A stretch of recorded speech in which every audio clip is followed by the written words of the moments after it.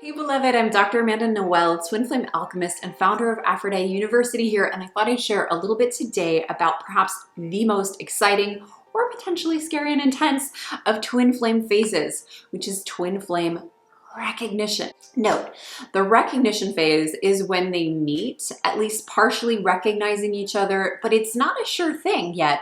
Neither do they enter in a full committed twin flame relationship. Perhaps later they do so, if they do the work.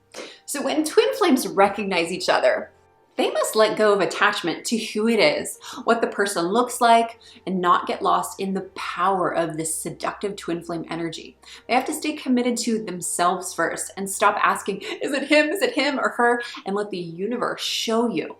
They need to set healthy boundaries and surrender to the flow while also setting boundaries. You don't go to bed with that person right away if you want a commitment. Remember, their love and commitments to you comes first in yourself. It's easy to get swept away in the romance, the energy, but without a self-love commitment, we can't mirror twin flame love. Be open to surprises. He or she may not be what you were expecting, and at first this might feel a little strange, but if we're open, it can be better than we imagined. I talk about this all the time because I met my twin flame. He was 25, I was 34. I was looking for a slightly older man. I had a dream before I met him. A couple days before I met him, I dreamt about this French-German guy who lived in Silicon Valley, and he was officially from France, but he spoke German, and it was this whole specific thing. I saw his face, felt so in love, and I knew I was gonna meet my older man. And who shows up? This young, dashing character. And I go, no, you're not who I expected. Dreamtime told me this. But when I kept on listening to my heart kept showing me that Jack was the one, and it was his energy that felt so familiar, so at home, and so powerful. So be open, because it can be better than what we imagine. And be okay with being scared of looking at yourself, because your twin flame is the ultimate mirror of your own soul. And it's intense looking at ourselves up close in the mirror. During this intense and exciting phase, you'll experience ascension symptoms. This is not going off the deep end into the heavens or dying or becoming so enlightened that you're no longer here. That's not what I'm talking about. It actually means that you're coming home into your sovereign potential. Exciting, right? It's the energetic process of remembering your soul self while releasing negative or irrelevant things with your true self. Ascension happens so that you'll learn to embody unconditional love and light, which connects us with our twin flame without the old barriers and with full understanding and compassion for our human shortcoming. I've seen so many of my clients and fans who've been struggling for years to find their beloved. They've been on every dating app. They've been around the world looking for the one. They've done everything in the 3D material plane. You would think they would be married by now. They're incredible people. Now, when they start connecting to the love and light, their higher self energy from that ascension perspective, the veil thins, and they are able to manifest with speed, with magnificent magnetism. Miraculously, their twin flame can come in. One of my clients, Laura, was looking for her twin flame for years. She was encroaching upon the early 40 deadline where she thought, I probably won't be able to have kids anymore. It's something I've always wanted. I've always wanted my twin flame. So she hired me to help her to spot her twin flame. We helped get her back on her ascension path. She was a little bit out of alignment. So we did some specific exercises. We looked at her soul purpose work. We got her chakras back spinning into her own frequency and flow using the 11 chakra system that I use.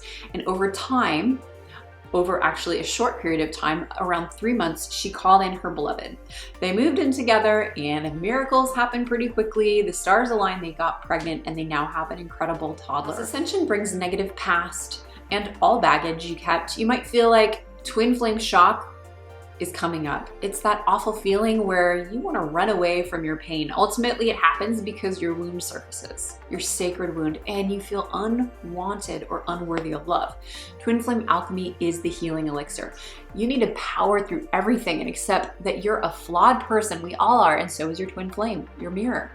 You both need acceptance, patience, and growth, and sometimes some healthy boundaries being set in place. Now, the 22 twin flame signs of reunion, it's a free checklist. It's super awesome in helping you get clear on how to have healthy boundaries for your twin flame union. What is it that's going to keep you alive and thriving in relationship? We often have ideas about what a relationship should look like, and that comes from Disney fairy tales, fantasy movies, and we often have really unhealthy role models about what love truly can look like in a lifelong partnership or an eternal flame partnership that goes beyond the lifetimes. So I've compiled a list with my partner, the 22 signs of twin flame reunion. It's a complimentary checklist, and we have thousands of women opting in for this complimentary checklist. With it, you're also going to become part of our twin flame tribe of Ascension masters and mistresses. We have a complimentary newsletter that we put out that is free educational tools and twinspiration. You'll be able to know when we're hosting our upcoming events for free, like our twin flame activation happening on the next full moon, our new moon ritual for divine feminine entrepreneurs, and all kinds of master classes and bonuses and delicious tips and trainings for free. So click the link in the description box and we'll send you your 22 twin flame signs of reunion and add you to our tribe of twin flame priestesses. Some typical signs of the twin flame reunion are a heart activation. You'll feel your heart igniting with indescribable feelings of happiness, like it's kind of pulsing and swelling from a supernatural reason. You might have intense eye contact. You'll want to look into the other soul and will be able to see their true self, your true self, your world. You'll want the other person to join you in a private space, a beyond time and location space that you and the other person will just melt into, where nothing matters outside of your connection. You'll have understanding, a deeper way of understanding each other. Unconditional acceptance with everything you and they are. You'll have intuition. Just trust it. If it points you out to the other person being your twin flame, believe that gut feeling. They might also be seeking and waiting for you. But don't get attached to anything, because the first phase in twin flame alchemy, actually phase 0, is let go, let love, let go of attachment. You'll also forever remember and feel that you knew them already, even if you just met them. Intimately or not, you'll feel an energy pull, like a magnet being pulled to you. You'll want to merge and become one, and you'll have parallel experiences, bizarre synchronicities. Your experiences might be parallel to the other person. It's like a mirror of happenings and themes both happening to your lives. You'll have telepathy or psychic gifts, intuitive or psychic abilities that are triggered. You'll have a completion, the sense and feeling of finally being whole, your whole mate. You'll feel right and peaceful. It seems like you found yourself already. You'll have signs and symbols, maybe 1111s. Those could be triggered to remember that this is your twin flame, the sign that you met this person.